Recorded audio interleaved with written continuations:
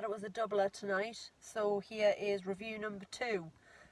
I legged it back into the cinema and got to my seat just in time for ads and trailers on my second film.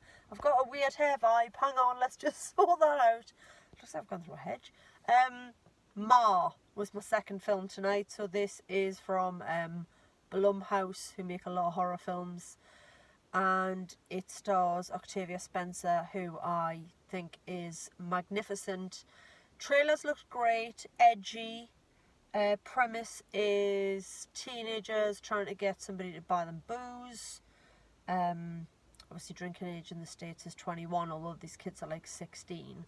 And they come across a woman who agrees to buy them booze. The Ma of the title. And not only does she agree to buy them booze, but she says that they can drink it at her house, in her basement, because she's cool.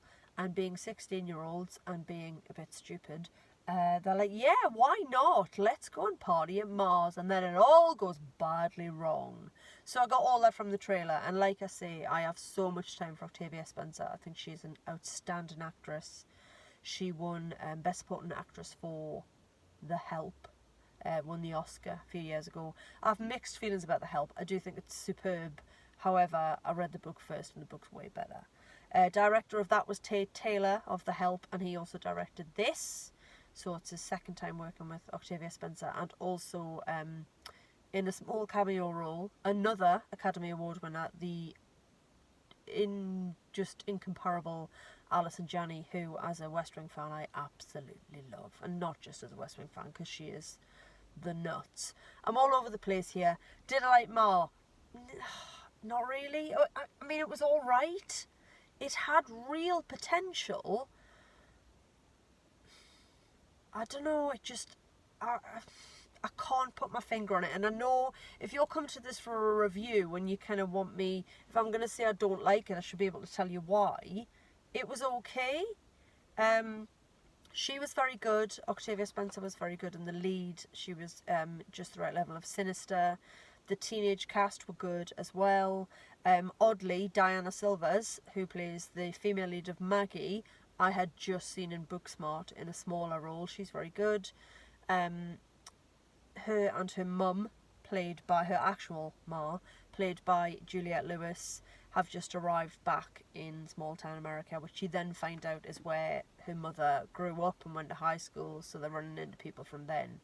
And there's this undercurrent of something has happened to Sue-Ann, aka Ma, at high school, and it's something cruel, and as it sort of reveals itself, you kind of go, alright, okay, I get why she's bitter and a bit nuts, but like, she's probably nuts, and when she goes, and then it escalates quite quickly, and then when it gets nasty, it gets really nasty, like torture nasty, and it just caught me a little bit off guard because I wasn't quite expecting the level of violence that it went to. It sort of surprised me a little bit. Don't know why. I mean, it was like a horror thriller, so I should have expected it. But I actually found myself squirming and sort of covering my face a few times, and that's not like me. Like, I'm not normally that much of a wuss when it comes to horror films, but it was a bit uncomfortable in places. I'm going to segue totally here because I can't help myself. The male lead, I guess, you had a core group of 5 friends who start hanging out at Mars, and I mentioned Maggie, Diana Silvers. Her love interest, Andy, is played by an actor called Corey Fogelmanis. And he is in, or was in, a wonderful show called Girl Meets World. And Girl Meets World was a spin-off of 90s kids comedy show Boy Meets World. I was obsessed with Boy Meets World. I bloody loved it, and I used to record it on VHS. In my mind, I can still see like my homemade labels where I drew the world for the O. Not even kidding. And I had mad love for these characters and this show, and I grew up with it, and it was a huge thing to me. And then I discovered the spin-off, and bizarrely, despite having a daughter, I started watching the spin-off myself and then thought maybe my child would enjoy this too. So then Eva and I sort of doubled back and we watched it together. And Corey Fogelman plays the role of Farkle in Girl Meets World. And I really have to say this, if you are watching this and you have a daughter of around sort of 9 upwards, hunt out Girl Meets World, especially if you like Boy Meets World, because there are so the characters of like Corey and Topanga, you can see how excited I'm getting talking about it. They reprise their roles. So Ben Savage and Danielle Fishel reprise their roles as Corey and Topanga. Then are married. They have a teenage daughter of their own called Riley, and Riley has a best friend Maya, who's the female equivalent of Sean. But over the course, I think they only did 3 series, which was really sad because it was ever so good. You do get cameos from pretty much all the main cast of Boy Meets World. So I couldn't talk about this film and that actor in one of his first sort of grown-up roles without mentioning where he got his start, which was in Girl Meets World.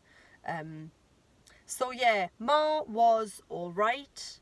It had some creepy moments, it had some good performances.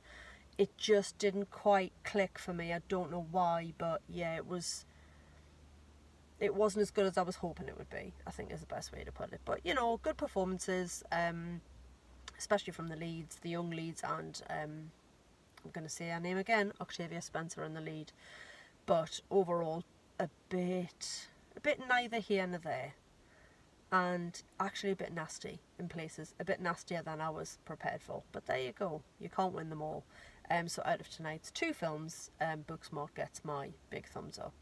I think that's it for now. 2 films in one night. I'm ready for my bed now, but thanks for tuning in, and keep checking the channel for more reviews, more date chat, more who knows what from Katie in a car. And don't forget to hit subscribe so you can be notified when this nonsense, you know, gets updated. Okay, thanks guys. Bye bye.